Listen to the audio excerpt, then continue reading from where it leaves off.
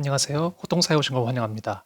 오늘 이야기할 내용은 지난 시간에 계속해서 ICIC, 인터ference를 어떻게 해결하는지에 대해서 간단한 아주 짧게 영상을 좀 만들었었죠. 오늘 영상은 이 COMP, COMP라고 하는 기술인데 요 약자죠. 그래서 Coordinated Multi-Point Transmission, 그죠? 뭐 그런 내용인데, 어, 이 ICIC와 컴프는 아주 비슷한 상황에서 다르게 기술을 적용하는 그런 기술입니다. 그래서 보시면은 이제 아시겠지만 상황은 아주 비슷한 상황에서 다르게 접근하는 거죠. 그래서 이런 이 컴프, 사실 이게 뭐 5G만 있는 기술은 아니고 사실 4G부터 있었던 기술이고, 이 5G에서는 어떻게 또 이게 발전이 되는지 한번 또 보도록 하겠습니다. 자, 그래서 우리가 이제까지 ICIC를 보면서 인터셀, 그쵸? 셀과 셀 간의 인터피어런스를 이야기를 했었죠. 그래서 셀과 셀의 그 엣지, 맨 끝에쯤에 가서 핸드오버가 안 될 경우에 이제 가만히 여기 서 있는 경우에는 이런 인터피어런스가 생길 수가 있다라고 이제 이야기를 드렸죠. 자, 근데 사람들이 이것을 ICIC로 해결을 하고 나서 보니까 다른 생각이 좀 들었습니다. 자, 예를 들어서 이 방에서, 그쵸? 이 두 사람이 계속 소리를 지르면서 이렇게 서로에게 막 이야기를 하면은 인터피어런스죠. 서로 이제 같은 시간에 막 계속 서로 다른 사람들에게 계속 이야기를 하면은 이제 알아들을 수가 없는 거죠. 자, 근데 이것을 좀 다르게 해보면 어떨까? 자, 여기서 보면은 이 사람은 이 두 사람한테 이야기를 들을 수 있는 거죠. 이 사람도 이 두 사람한테 이야기를 들을 수 있는 거죠. 그리고 ICIC에서 우리가 뭘 배웠냐면은 서로 스케줄링을 할 수 있다라고 저희가 이제 배웠던 거죠. 그러니까 좀 다르게 어프로치를 해보면은 이 두 사람과 스케줄링을 한다면은, 그러면은 한 사람에게 이 두 사람이 같이 뭔가를 이야기할 수 있다. 예를 들어서 이 사람이 뭐 어떤 것들을 수업을 쭉 가르쳐 주다가 뭐 계속 할 수가 없겠죠. 힘드니까 이 사람이 패스해서 바로 또 이야기를 해주고 있고, 뭐 이런 스케줄링을 서로 해서 뭐 더 공부를 더 뭐라 그럴까, 집중할 수 있게, 아니면은 계속해서 컨티뉴어스하게 뭔가를 배울 수 있게 해줄 수 있는 거죠. 자, 이런 생각을 해서 잠깐만 이렇게 코디네이트 하면은 이 두 라디오, 두 셀에서 데이터를 같이 보낼 수 있겠구나 라고 이제 생각을 한 거죠. 그래서 인터페런스를 해결하는 것이 아니라 이 두 개의 라디오가 더 큰 파이프, 그렇죠? 하나의 파이프로 데이터를 보내다가 이 셀 에지에서는 당연히 인터페런스가 뭐 강하기도 하지만 문제는 내가 지금 있는 셀에서 멀리 떨어져 있는 거지 않습니까? 그렇기 때문에 이 라디오의 전파가 약해지기 때문에 데이터 수신율, 그러니까 속도가 점점 떨어지겠죠. 그런데 만약에 이쪽에서 데이터를 받을 수도 있고 지금 이쪽 셀에서도 들리는 거죠. 근데 여기도 의미 있는 데이터를 내가 받을 수 있다면, 그러면 속도를 더 올릴 수 있지 않을까? 셀 에지에서. 그렇죠? 그래서 우리 코디네이트에서 멀티 포인트, 그렇죠? 두 개의 포인트로 데이터를 보내거나 받거나 이렇게 하면 속도를 올릴 수 있겠다라고 이제 새로 생각의 전환을 한 거죠. 그래서 거기서 나온 기술이 바로 이 Coordinated Multi-Point Transmission, 컴프라고 이제 많이들 이야기하는데, 이렇게 아주 간단한 컨셉은 이렇습니다. 물론 이제 뭐 핸드셋이 메저하고 둘이서 또 스케줄링하고, 그리고 이 코디네이트 멀티 포인트도 종류들이 여러 개가 있습니다.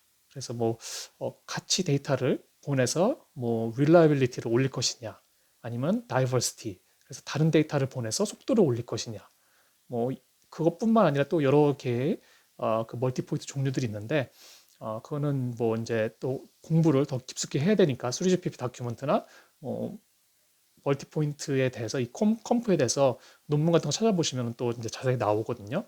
근데 이제 그거는 더 공부를 하셔야 되는 거고, 제 컨셉만 이렇게 아주 간단하게 말씀드리는 거니까, 이런 컨셉으로 이 셀 에지에서 속도를 올리고 아니면 릴라빌리티를 올릴 수 있다라고 이제 이 기술을 만든 거죠. 자, 그러면은 우리가 이제 5G에서 저게 4G에서도 있었는데 5G를 가면은 이 컴프를 어떻게 더 활용할 수 있을까라고 당연히 생각을 하겠죠. 자, 그래서 5G의 가장 중요한 기술, Massive MIMO, 그렇죠?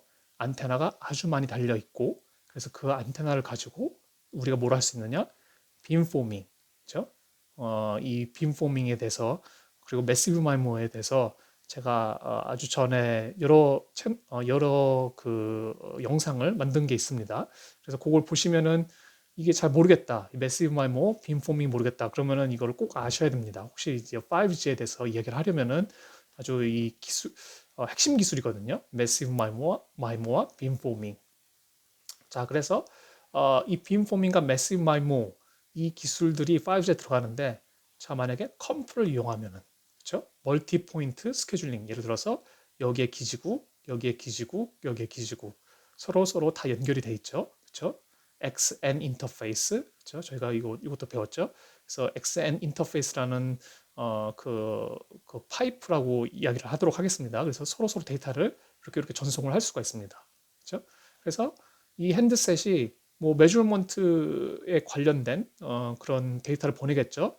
내가 지금 내가 메저를 해보니까 지금 라디오를 쭉 보니까 너뿐만 아니라 얘한테도 지금 뭐 라디오가 잡히는 것 같아. 그러면은 서로 어, 들어오는 데이터를 내가 너한테 보내줄 데이터 그리고 이 데이터는 네가 한번 보내봐. 그래서 뭐 데이터를 나눠서 뭐 A부터 C까지는 이렇게 가고 D부터 뭐 F까지는 이렇게 가고 그렇게 보내거나 아니면은 똑같은 데이터를 똑같이 왜냐면은 이 셀에서 멀리 떨어져 있기 때문에 A, B, C 이렇게 패킷을 보냈을 때 B가 페일을 할 수도 있는 거죠. 그렇죠? 그러면 근데 이 친구도 A, B, C를 보냈으면은 B가 도착했을 가능성도 있고요. 그러면은 다시 리트랜스미션을 하지 않아도 데이터를 받을 수 있고 뭐 그래서 이런 기술을 이용해서 빔포밍을 이용해서 빔을 이렇게 두 개를 만들어줘서 이런 뭐라고 할까요? 그 캐패시티를 올릴 수 있는 그러한 방법이 또 있는 거죠. 그래서 뭐 빔포밍을 이용해서 여러 가지 이러한 인핸스먼트가 생길 수가 있다.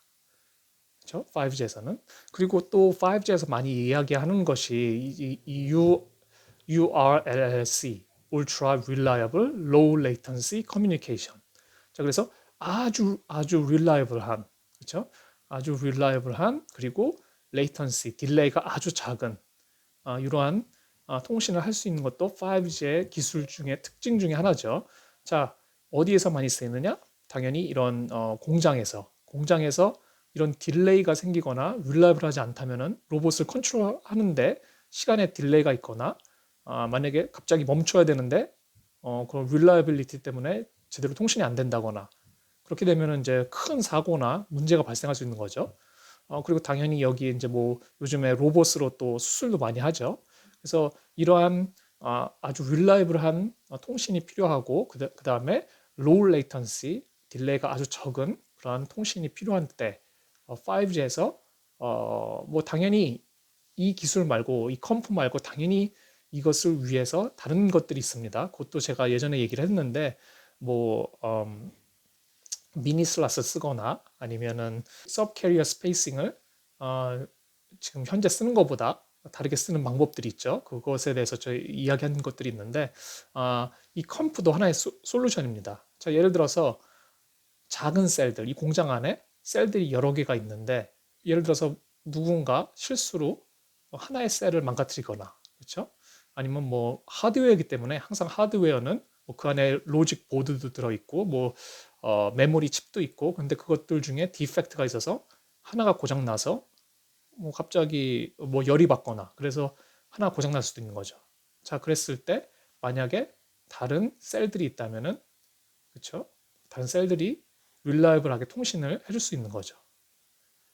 그래서 릴라이빌리티를 올릴 수 있고 그 다음에 레이턴시도 한쪽 셀에서 갑자기 뭐 라디오에 인터페런스가 생기거나 어떠한 방해가 생겼을 때 그러나 다른 셀들이 커버를 해준다면은 이 레이턴시도 줄일 수 있는 거고요. 그래서 여러 가지 이런 URLLC에서 스몰 셀들을 바로 코디네이트해서 멀티 포인트로 데이터를 쏘아주면은 로우 레이턴시와 울트라 릴라이블한 그러한 네트워크를 구성할 수 있다라는 것도 이 컴프가 쓰이는 아주 5G의 중요한 기술이 될 수가 있을 것 같습니다.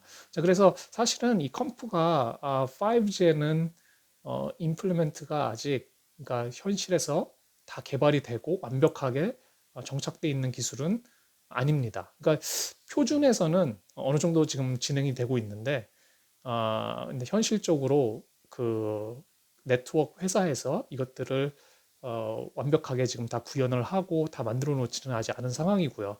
그리고 물론 어떤 회사는 벌써 만들었을 수도 있습니다. 제가 모든 네트워크 회사들의 그 기술들이 어떻게 지금 발전되고 있는지 모든 것들은 알 수가 없기 때문에 그렇지만 제가 알고 있는 회사 그 메이저 회사들 중에서는 아직 이 컴프가 5G에서 완벽하게 구현되어 있지는 않은 거로 알고 있고요. 그리고 아직도 계속 여러 가지 테스트와 그리고 기술 개발을 하고 있는 걸로 알고 있습니다. 그래서 컴프가 이제 5G에서도 계속해서 더 발전되는 기술들이 계속 나올 것 같고, 그리고 아마 이것에 관련돼서 계속해서 뭐 연구소나 그리고 또 뭐 학교에서 그런 논문들이나 새로운 것들이 나오겠죠. 그래서 이 부분도 미래에 뭐 5G뿐만 아니라 6G로 가면은 보시면 아시다시피 가장 중요한 핵심 포인트는 어떻게 서로 스케줄링을 하고 그렇죠? 어떻게 리소스를 서로 잘 나누느냐, 어떻게 하면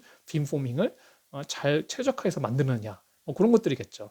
그러면은 미래 6G에는 6G의 키워드는 여러 가지가 있지만 그 중에 또 핵심적인 게 하나가 AI, 그다음에 머신러닝 그런 것들이 이제 아마 또 이 컴프가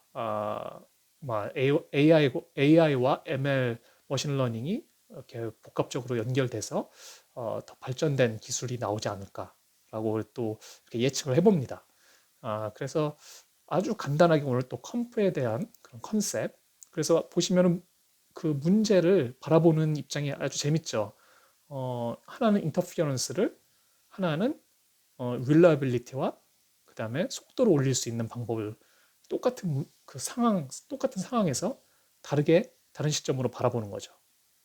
그래서 이 컴프와 아이스아이스는 아주 비슷한 상황의 환경에서 다르게 문제를 접근하고 다르게 문제를 해결하는 그런 솔루션입니다. 네, 그래서 오늘 이렇게 컴프에 대해서 아주 간단하게 아주 기술적인 것들은 뭐 말씀 많이 안 드렸지만 컨셉에 대해서 간단하게 말씀드렸고요. 또 다음 시간에 또 재밌는 내용, 유익한 내용으로 돌아오도록 하겠습니다. 감사합니다.